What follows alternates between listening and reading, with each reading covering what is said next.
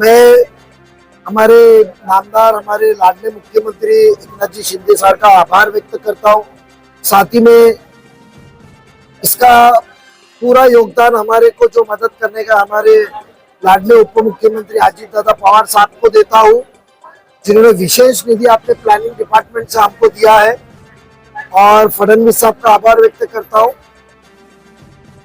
2 साल से इलेक्शन नहीं हुए महापालिका के, हल्के के अंदर कुछ बहुत जरूरी काम थे, कुछ टेक्निकल काम थे जो आवाम को राहत दिलाने के लिए बहुत जरूरी थे, मसले हल करने जरूरी थे। वो डिमांड हमने राज्य शासन महायुति सरकार के पास की थी।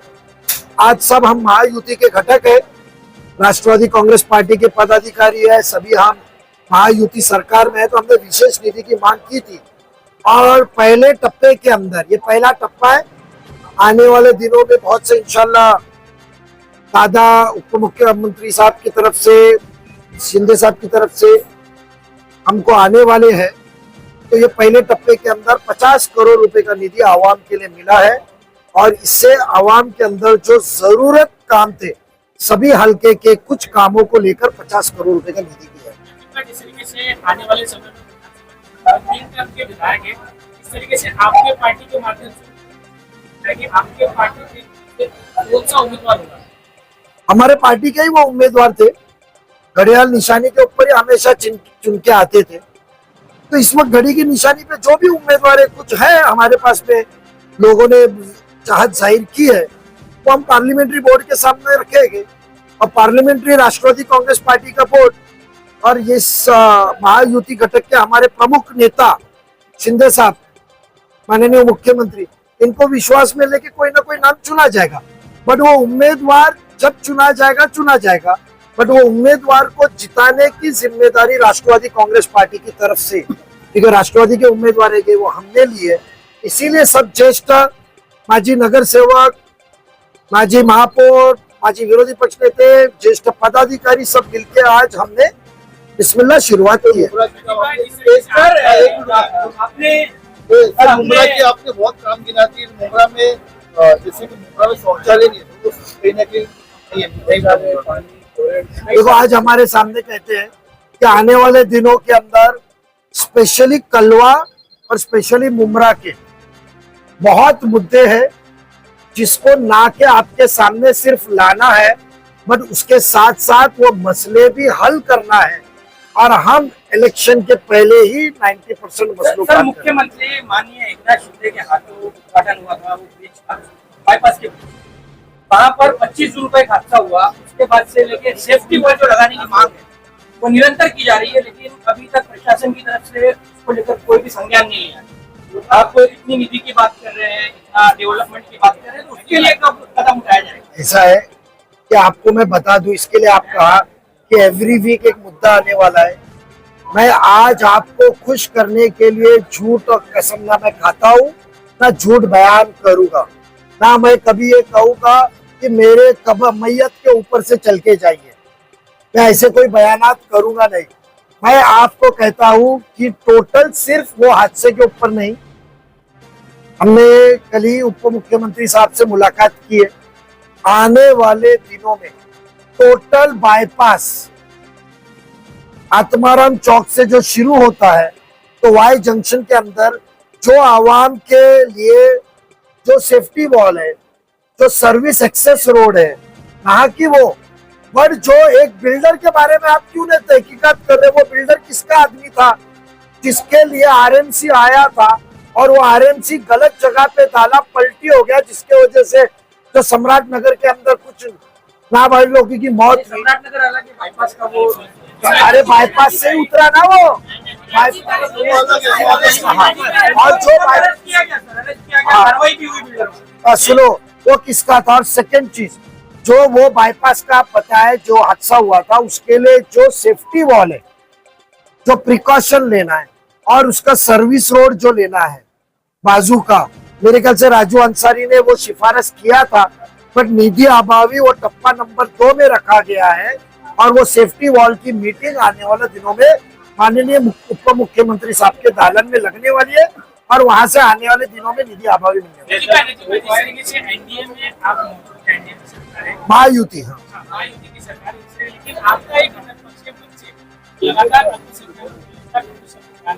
लोकसभा में जिस तरीके से मैं आपके बयान से मुत्तफिक नहीं हूँ, क्योंकि वो घटक पक्ष नहीं है, ना हमारे वो सरकार में है, ना उनका पाठिंबा है, और उनके अध्यक्ष उनकी बातों से हम सहमत नहीं है, और वो चीज का एतराज हमने पिछले खासदारी के निवडणूक में ना किया हम, बट खुसूसन शिवसेना की तरफ से भी उसका एतराज जताया गया था, हर पार्टी की तरफ से एतराज जताया गया था। वो हमारे घटक पक्ष नहीं है, और मेरे ख्याल से आप थोड़ा अपडेट हो जाइए। कल उनके अध्यक्ष ने बयान भी किया कि वो विधानसभा अलग लड़ रहे, तो थोड़ा सा वो हमारे घटक पक्ष नहीं है, तो गलत बयान न कीजिए। ज्यादा मेहनत करनी पड़ेगी मुमरा में, इसकी महायुति को ज्यादा मेहनत करेगी लोकसभा के चुनाव को देखते हुए। हर इलेक्शन में मेहनत करनी पड़ती है हर एक को, और उसकी तरफ से मेहनत तो करते आ रहे हैं, आगे भी मेहनत करेंगे। कामयाबी देने वाला तो ऊपर वाला है। क्योंकि उनकी विचारधारा भी अलग है, क्या अपना जो चेहरा है, कौन सी विचारधारा? जिस तरह का भी एक सवाल यहाँ पे किया गया कि वो विचारधारा के, सुनो, वो विचारधारा के हम नहीं है, वो विचारधारा के रहते तो जो अल्पसंख्यक के लिए जो डेवलपमेंट के काम किए गए हुए हैं वो काम होते थे। जो अल्पसंख्यक के लिए वक्फ के लिए अभी निधि उपलब्ध करूंगे वो होते थे। जो अल्पसंख्यक के लिए मदरसों के लिए पैसा लाया गया वो होते थे। जो जिंदगी में कभी पिछले 2099 से हम सियासत में एक्टिव है, उस दौरान से मैं कहूंगा कि माइनॉरिटी के लिए कभी इतने फंड उपलब्ध करोगे। पूरे महाराष्ट्र में पिछले 4 महीना पहले 750 करोड़ रुपया सिर्फ मुस्लिम अल्पसंख्यक बहुल इलाकों के लिए, कब्रिस्तानों के लिए महाराष्ट्र में दिया गया। 1 साल के अंदर इतनी बड़ी रकम कभी किसी को दी नहीं गई थी। में जो डेवलपमेंट के काम हुए हैं उस पर क्या इंक्वायरी करेंगे या कबूल करेंगे? देखो, जो डेवलपमेंट के नाम पे पैसे की अफरा तफरी की गई है वो हम, हमारे माजी नेता और आमदार, उनके जो बयान और हकीकत में क्या है वो चिट्टा घोल पोल खोल करेंगे, और हकीकत में आवाम के सामने सही चेहरा हर चीज का लाएंगे। कितना वो पर्दा डाल सकते हैं वो डालें। के लिए भगाएगा, आमदार भगाएंगे जितेंद्र आवाज या एकनाथ शिंदे जी भगाएंगे, दोनों में से किस पे मोहर लगाएंगे?